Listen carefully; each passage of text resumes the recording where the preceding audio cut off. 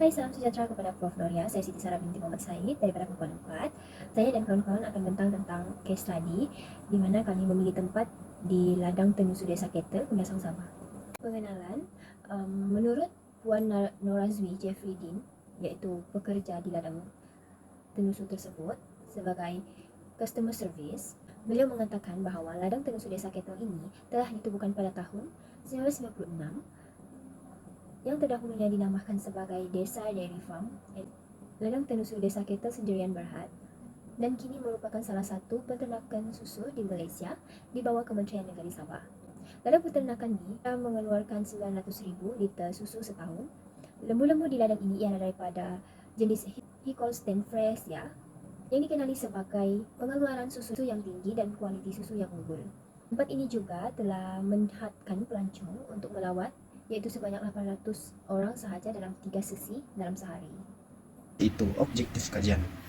So, yang pertama sekali, semestinya untuk menambahkan pengetahuan yang sedia ada tentang sejarah dan konteks budaya di tempat tersebut. So, yang kedua, yaitu mengkaji perkembangan dan perubahan tentang ladang Tenusu Desa Ketel di Sabah pada tahun 1980 sehingga 2020. So, yang ketiga, mengenal pasti punca kekurangan pelancong melawat tempat tersebut. Alright. So, yang keempat, mengenal pasti langkah-langkah yang sesuai untuk menghidupkan kembali tempat pelancongan ladang Tenusu Desa Ketel ataupun lebih dikenali sebagai Desa Dairy Farm. Seterusnya kita beralih kepada permasalahan kajian yang berlaku.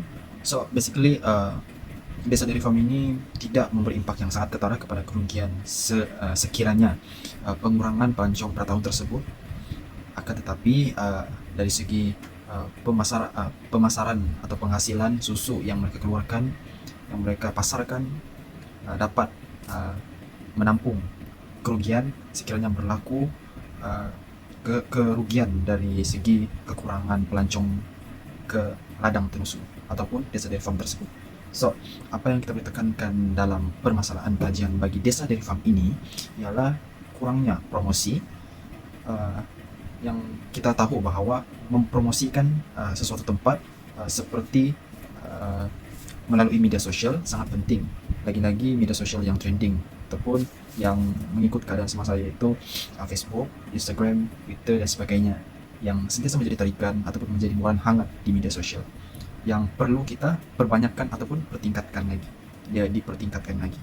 So, second, masalah kajian yang dihadapi di Desa Dairy Farm ini ialah kekurangan infrastruktur ataupun kemudahan asas yang perlu kita perbanyakkan.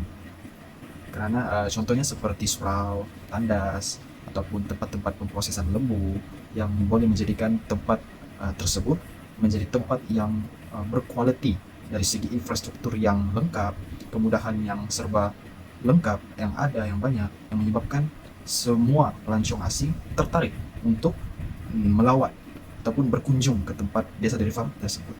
Metodologi kajian. Menurut Kamus Dewan edisi keempat, metodologi membawa maksud sistem yang merangkumi kaidah dan prinsip yang digunakan dalam sesuatu kegiatan atau disiplin. Antara perkara penting yang dibincangkan dalam bahagian ini ialah cara mendapatkan responden, cara mendapatkan maklumat dan data responden, serta teknik memproses dan mempersembahkan data. Bagi reka bentuk penyelidikan, berbentuk kajian tinjauan, dan kajian ini dilakukan berdasarkan rujukan mengenai perkara-perkara berkaitan persimpulan, pengukuran, dan analisis data. Kajian ini adalah untuk memahami objektif yang telah kami lakukan. Seterusnya adalah instrumen kajian. Instrumen kajian merupakan proses menyediakan alat mengumpul data menelusuri konsep yang berkaitan sikap, persepsi, serta keterangan latar belakang. Dalam kajian ini, kami telah menggunakan kaidah temu bual dan kaidah rujukan. Cara mendapatkan maklumat dan data responden.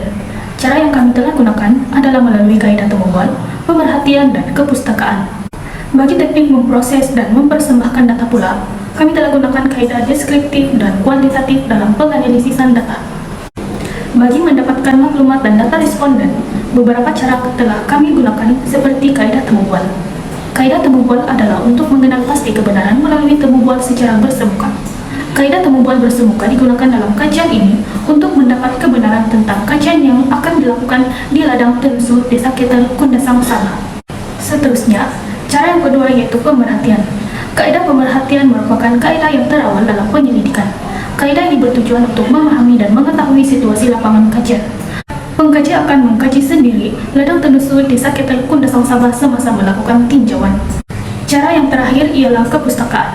Kaedah ini merupakan rujukan utama yang digunakan untuk mendapatkan maklumat melalui bahan-bahan seperti buku-buku dan sumber internet yang berkaitan ladang telusur Desa Ketel Kundasang Sabah.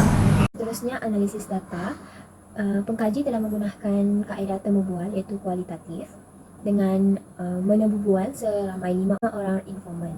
Jadi ini merupakan soalan temu bual kepada pengurus di ladang telusur Desa Ketel tersebut. Pertama, bagaimana Desa Dairy Farm menjadi tarikan utama pelancong? Kedua, apakah langkah yang diambil oleh pengurus Desa Dairy Farm untuk menggalakkan pemasarannya dari tahun ke tahun?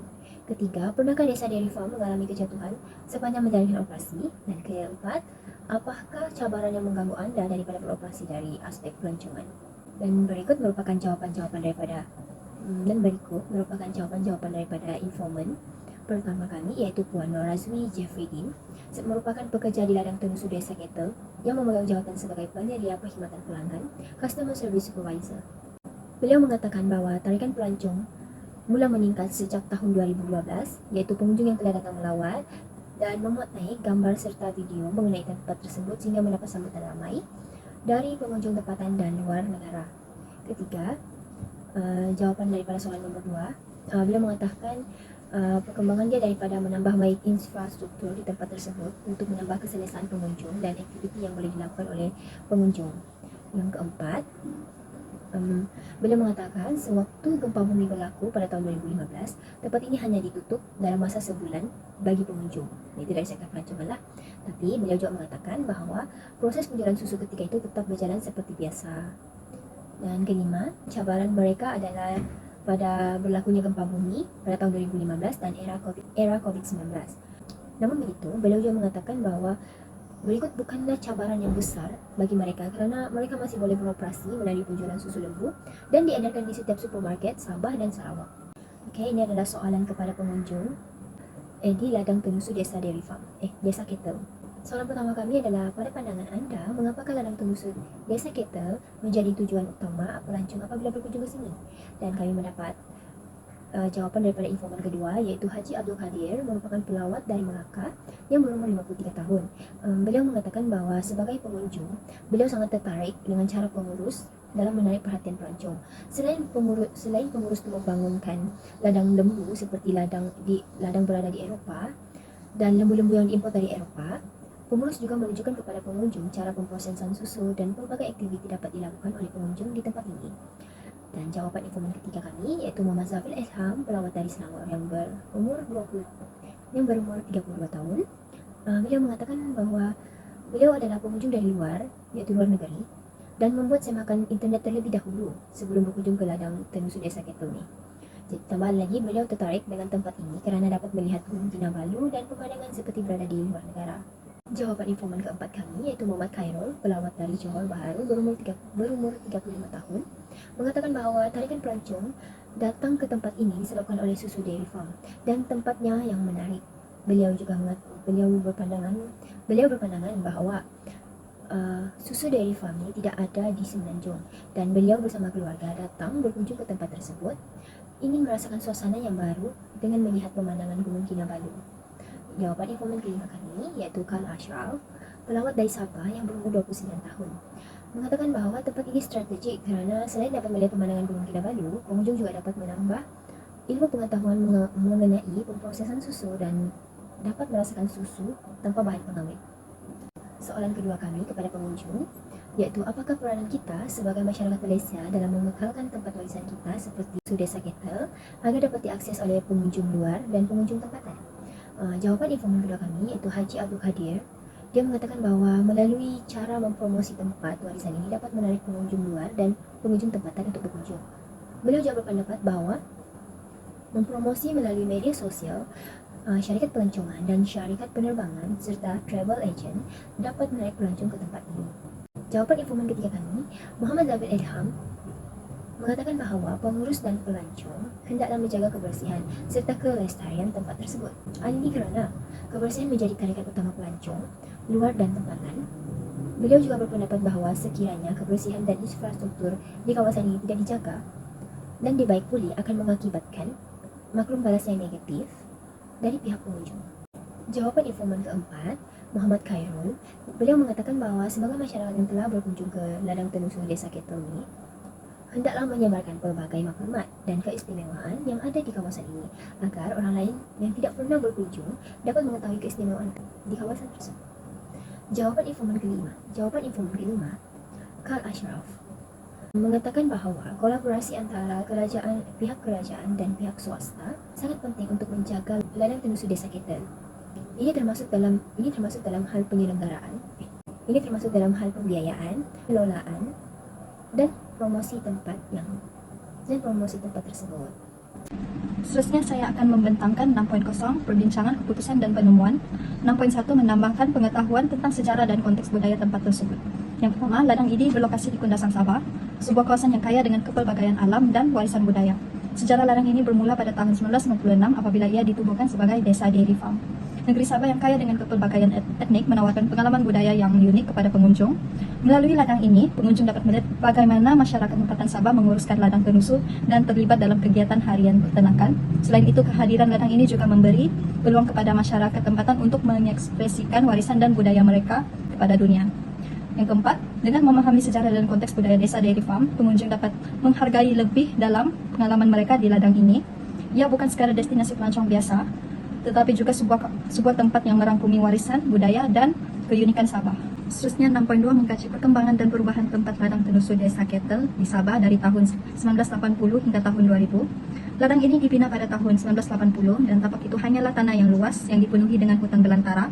3 tahun berlalu sebelum ladang bersedia untuk menjadi kilang ternakan, desa dairy farm pertama kali wujud pada tahun 1983. Seterusnya pada tahun yang sama, 19 lembu dibawa dari New Zealand.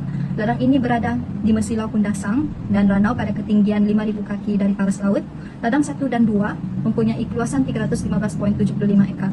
Dari tahun 1990 hingga awal tahun 2000, Desa Ketel Dairy Farm menyediakan susu kepada pelajar yang belajar di institusi pendidikan kerajaan hanya di kawasan Sabah, terutamanya di Ranau dan beberapa sekolah di sekitar kota Kinabalu. Seterusnya, sebuah proyek besar untuk memperbaiki kios dan kemudahan ladang untuk memudahkan pengunjung telah dijalankan pada bulan Mei 2017. Proyek itu telah selesai sepenuhnya pada Desember 2017. Desa Dairy Farm telah mengalami peningkatan dan perubahan besar dalam pengurusan teknologi dan kemudahan selama 20 tahun terakhir.